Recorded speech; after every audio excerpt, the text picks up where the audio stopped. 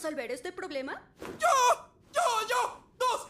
¡Estos! ¡Correcto! ¡Eres un genio! ¿Y qué significan estas palabras en inglés? No, pues quién sabe. Aquí dice culote. Colosa. ¿Es en serio que nunca fuiste a la primaria? ¿Eh? No. Ay, qué mal. Eso no creo. No creo que esté bien.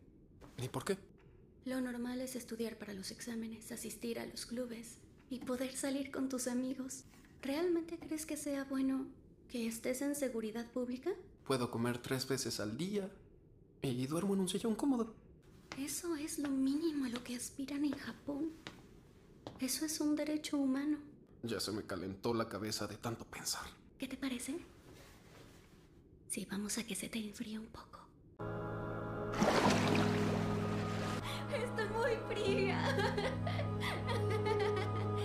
Oye, yo la verdad no sé nadar. En ese caso, yo voy a ser quien te enseñe.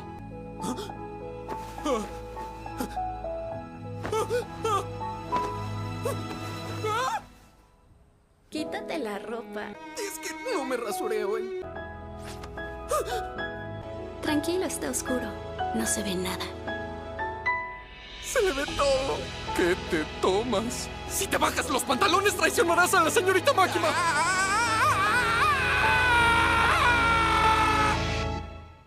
¡Puta madre!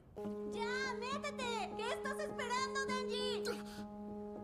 No lo hagas, Denji. Será la dueña de tu corazón si lo haces. No te me acercas porque tienes miedo a ahogarte. Anda, ya no lo pienses.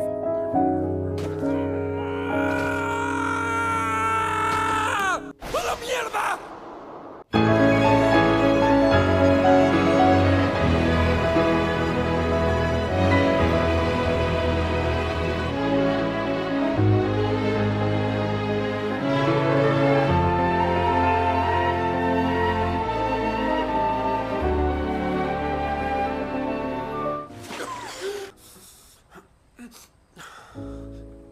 Ven, te voy a enseñar. Te enseñaré lo que no sepas. ¡Saca la cabeza! ¡Respira! Mira, empezó a llover. Sí,